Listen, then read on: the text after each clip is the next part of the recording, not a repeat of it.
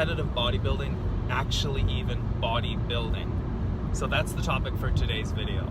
So I'm currently driving back from BC. I've actually shot a bunch of videos, but I'm listening to a lot of podcasts, a lot of health and fitness and bodybuilding podcasts, and specifically I've been listening to the 3DMJ podcast, which I really enjoy. I really respect all of the coaches, and it's amazing what they've been able to do with their business and their professional lives and all their clients. I think it's phenomenal. But I can't help but think when I'm watching or listening to these videos or listening to these podcasts and other ones of a similar nature, that it doesn't sound like bodybuilding to me. I don't really even care that much for that term as being like a single category, because I kind of consider any physical training to be bodybuilding. If you're a runner, you're building your body to be able to run. If you're a weightlifter, you're building your body to be able to weightlift. If you're a gymnast, you're building your body to be able to do gymnast activities. So it's all really bodybuilding. The problem, some of the problems that I see with it is when it's not actually building the body. Like the idea of getting prepared for a competition, and you're dieting down, you're controlled starving, which all weight loss is really controlled starving. But when you do it to a point that your hormones shut off, your testosterone in males shuts off, your menstrual cycle in females shuts off, and you need to wait a period of 3 months before you can get an erection, before you start having a normal period, like that doesn't seem like bodybuilding. That seems like body deconstructing, and it's no longer about health. In my mind, bodybuilding or physical activity of any nature, the primary focus, the primary reason for doing it should be your health. That would make the most sense to me, and everyone's going to be different, but I would imagine no matter what you're trying to do, you want to be healthy first and then do that. Whether you want to be a phenomenal sprinter, you want to be a healthy sprinter who can sprint and be competitive. You want to be a competitive swimmer who's healthy but can swim and compete at the highest level, if that's your goal. But when you start to deconstruct your body, when you start to do harm to your body, that doesn't seem like building of the body.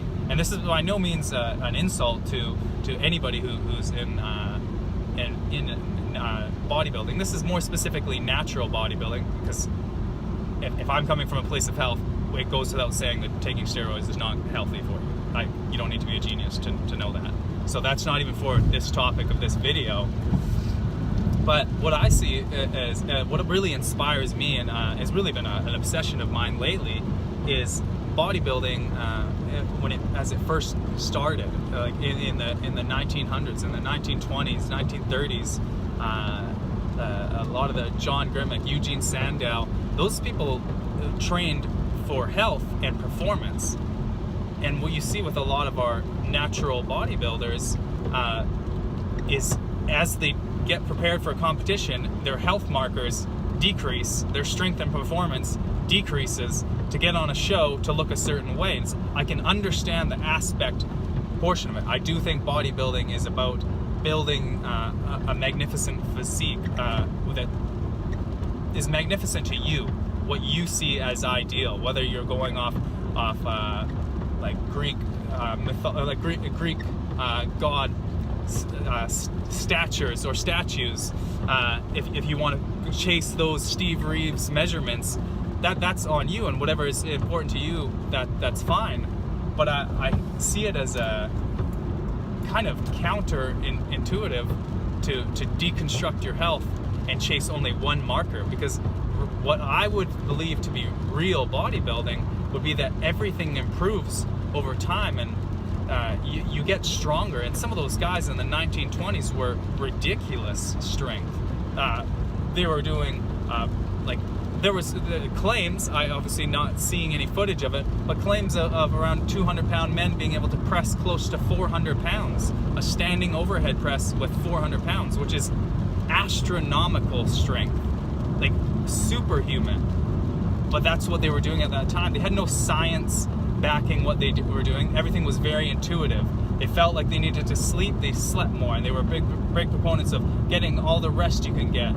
Cold showers they believed were important. Natural whole foods, not over consuming of sugar or alcohol. It was all about fueling the body, building the body to be stronger, to be healthier, to be more vital, to have longevity. All of these things they were very passionate about. I'm very passionate about.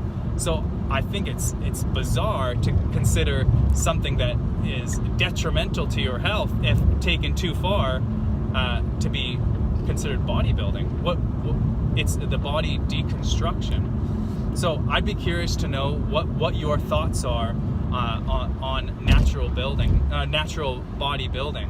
And again, this is not I'm not throwing shade or in disagreement with anything that that any of these coaches are doing, or people who are pursuing natural bodybuilding.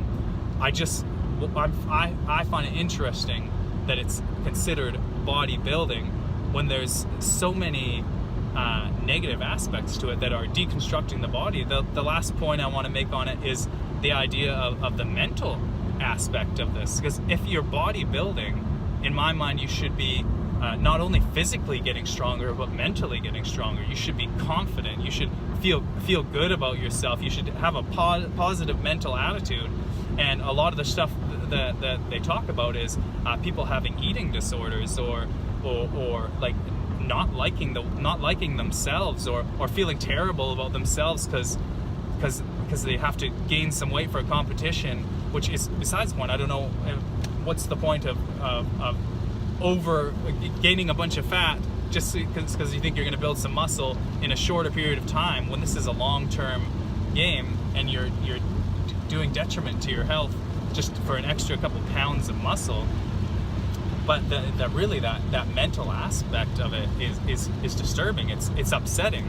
People who are so unhappy with their bodies that they think that's the only marker that they should be shooting for. Well, so-and-so on Instagram has this many followers and they have this sort of V-taper, or her butt looks like this and mine looks like this and I'm not good enough. That it's your own journey about building your body mentally and physically. It should be never about comparison or thinking you don't add up to somebody else's standards, or you don't add up compared to somebody else. This is about you. This is about building your body, building your health, your vitality, your strength, your wisdom, your mental power. Like it should all be building more. And even as you pass your peak physical prime, it's about how can I build even more into my longevity? How can I be 90 years old and strong as an ox and have limited pain and be able to experience life to the fullest at that age? I think it should be something that goes on for life. But if you're deteriorating your body, if you're deconstructing it along the way, how is that bodybuilding? So that's my question for you. What do you think about competitive natural bodybuilding, and is it even really bodybuilding?